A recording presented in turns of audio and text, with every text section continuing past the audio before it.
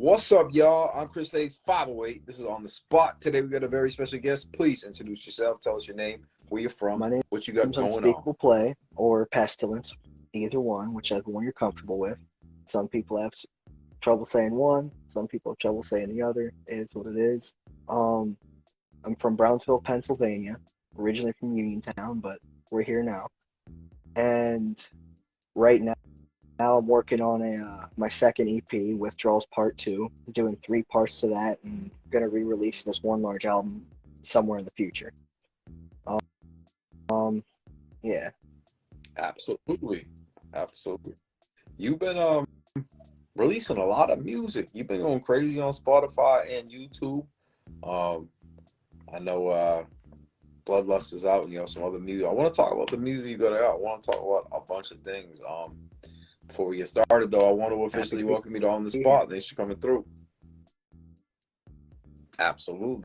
Absolutely. Now, the first thing that I always like to ask about is your name.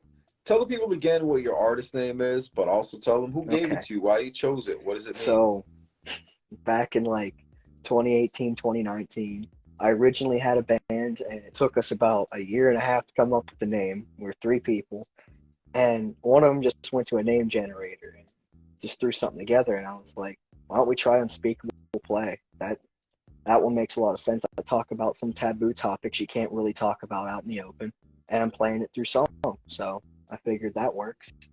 And then Pestilence, I thought of back in my junior year of high school. I just thought, I feel like a menace today. I feel like a plague. I feel like a plague. I'm Pestilence today, and bringing it back. Mm. Okay, so you go by a few different things, but just for everyone watching, if you were to go on Spotify right now, you would type in Yeah. Unspeakable Yep. Play, and that's one Yep. word too. Is that correct? Okay, so we got it as one word. I'm gonna put your Instagram name right down below too, so everyone watching, click that, go give him a follow, stay connected. Click that link in his bio. He's got a bunch of stuff, YouTube, Spotify, everything's up there. You'll see it. And so now we know Unspeakable Play. Now I want to find out a little bit about your journey. So I know you said a few years ago you were in some bands, and now just so everyone's clear, so they're not confused, do you consider yourself a solo artist, or is Unspeakable Play still a band? Because I guess that's how it was formed, is what I'm you're not saying. So sure. like, how long have you been doing music? When did you become a solo or band? Tell us what's going on with Unspeakable Play, the process, and what's your Sure. motivation to do what you I do? started back in I think 2018. I was 14 at the time. I've always gravitated towards music here and there as a kid. Through early childhood, I was like writing rap songs and stuff. They were really corny, but I was 13, man. It is what it is. Yeah. And around like I think eighth grade, I started writing these really awful, god awful love songs for the girl I was dating at the time. And then ninth grade came around and I was writing about some of the stuff I was struggling with and was just like, why don't I just make a career out of this? I'm good at it. Like I'm much better writing about stuff that I actually understand and I care about compared to like writing some random girl love song I was only with for a couple of weeks. And it kind of just went uphill from there. I showed one of my friends a song, not thinking anything. Like, yeah, I wrote a song.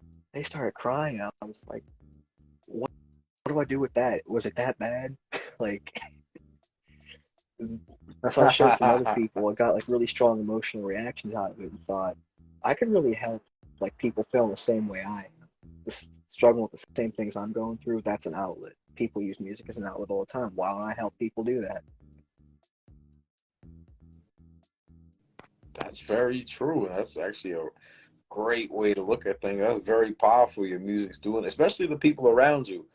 It's hard to get the people closest to you to Yeah. support you. So when they do, that's definitely a beautiful thing, man. So I can see that being a real um, big motivation. And before the interview, we were talking a little bit, and I feel like just want to figure out where your influence is coming from, because I hear like this scream, like I don't know how to classify all of it, because you're kind of in new territories too. But also it seems like there's a little bit of not rap, but it seems like a little bit of hip hop influence. So maybe I'm wrong, maybe I don't know, but what are some of your influences that you put together that you think might sound like you, or that you're Okay. inspired by, influenced by? So I was raised on a mix of like new metal, grunge, and hip hop.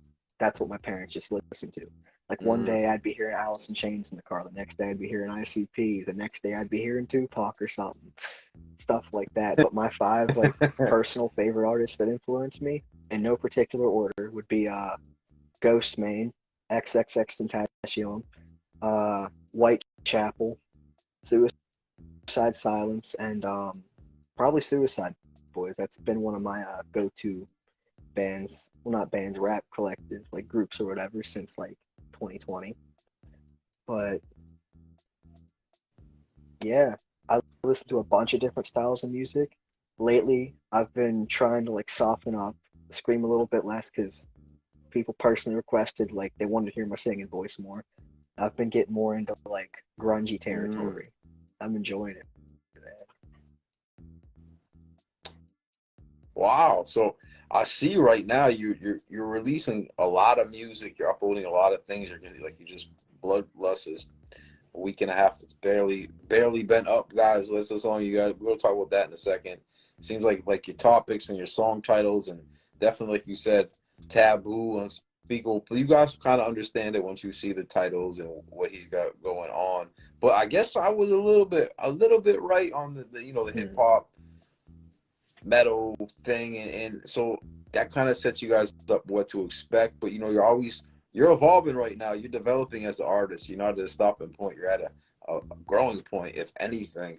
And we've been talking a lot about your music, and I want to find out a little bit about you outside of your music. So outside of music, what are some things that you're interested in, or that you do on the weekends, you do for fun, or hobbies, or what's something about you we should I'm a know? really outdoorsy person. I love like hunting, fishing, going for hikes, stuff like that, which you probably wouldn't expect right off the bat. But I love making jewelry. I have bone jewelry I've made in the past. Most of it's either I threw away just because it was poorly made jewelry. It kind of just fell apart over the years. But some of it I still have somewhere. I just can't find it.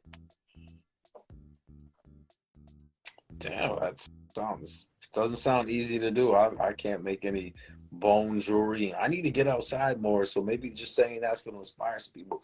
Get outside, get into nature, get on the trail. I need to do more of that, man. So that's inspiring Yeah, that's where I me go right now. now, man. And I Take a want to little find hike in out. the woods. You just You got to, relax. man. Yeah, you got it. I was doing that a lot. Like where I'm at on the East Coast is starting to warm up. So I don't like the cold very much, even though I'm in the Northeast. So now it's warming up. We get outside a little bit more. So yeah, definitely that's important for that balance, and get out there. Now I don't want to forget about you, man. You're an artist, man. That's what we're here to talk about is your music. So for the people watching, I know I've mentioned Bloodlust a few times here, man. But for the people that haven't heard your music, what's the first song you want them to check out? Where can they find it? What should they know about the Probably song? Man in the Mirror. I didn't know that was Michael Jackson's song title until the day after my dad was like, "Hey, buddy, I didn't know." So I was like, "Oh, okay." But that song, the first song I ever did, like recorded, I've wrote hundreds of songs over the years. I don't have access to them right now. I'm still trying to get access to all of them, but um, that's how I just get stuff released so quickly. I can write song after song after song. It's just all up here. It's an outlet, man. When you're really passionate about like getting something changing your life, doing better, you'll find a way. That's a fact, and that's what I'm seeing is the consistency. And you got your your presentation and your sound. Like I said, the sound. That's what I was really getting. A lot of that scream. But you do have different things you're doing too, and I think you're doing it well. Like you hear it and just hit you in the face. You're like, I did a oh, couple live whoa, shows in the man, past month that's too. crazy. Um, but like with Man in the Mirror, that song being my first one, it was also the most emotional one for me to do. It talks about some like past trauma I went through and stuff like that. And the song's kind of inspired based off of like me talking to myself. Like you're your own worst enemy. Everybody can relate to that. But not very many people can relate to where it's like that's a whole other person controlling a different aspect of my life that I can't get a hold of. I can't get a hold of these vices. It's like a whole other person's doing it, and I'm just watching my life unfold. I love that. I love the awareness of being able to see yourself from an outside perspective, and that's a, I think being vulnerable is kind of that Yeah. that ninja move. It's like that ninja move people can't defeat when you're being honest and you're being yourself, and it's like that's where a lot of people aren't willing to go. It's like, like if you might need a that's like running up the wall and doing a backflip and doing all types of tricks when you actually get that vulnerable. It's like that's like people gonna be like, whoa, you kind of stop and look like, whoa, he's really going there, man. So guys, that's setting it up. It's gonna be vulnerable. That's what I get from it, and that's definitely I love that as a songwriter, you doing those type of songs. So you guys got a lot to look forward to, man. You guys have discovered a new artist here. I'm gonna put his name right down below. Go give him a follow. And so you're putting out all these songs now. Are these part of a EP, an album? Are they building up to it, or are you just doing singles for the All year? right. What's kind of the content So strategy for this I year? put out a couple singles just because I wanted to dip my feet in the water. I was tired of sitting there and be like, I've got hundreds of songs and nothing to do with them.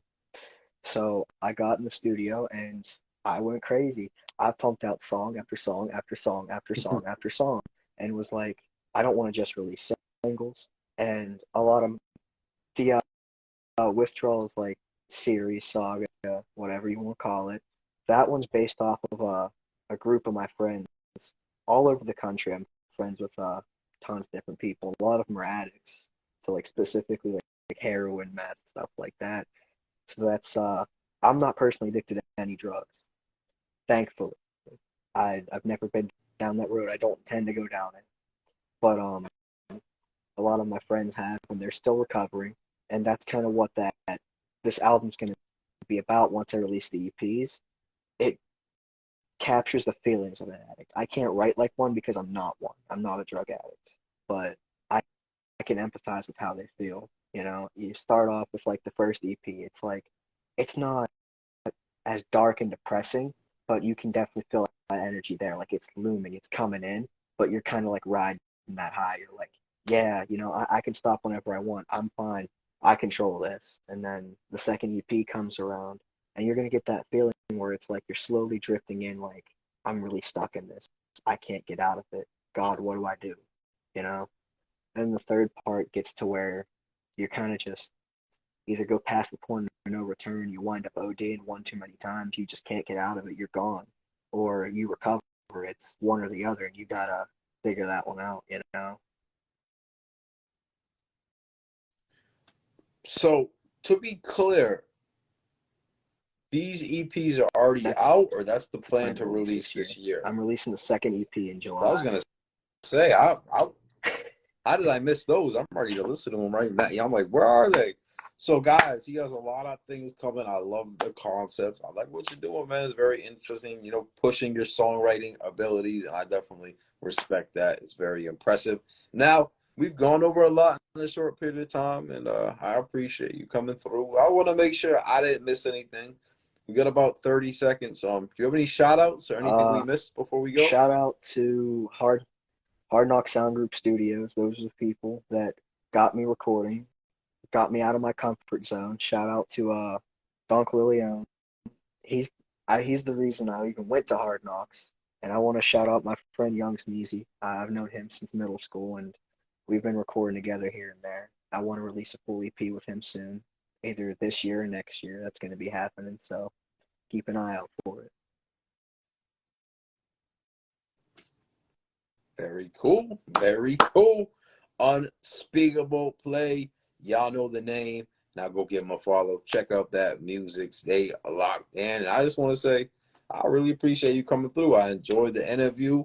Uh, Gave a lot of gems, a lot of knowledge. Let us know who you are, what you're about, where you're going. And I feel like now it's time for everyone to give you a follow. Stay tuned in with the journey. Go check out the music. And yeah, man, thanks for coming through. Appreciate you, man.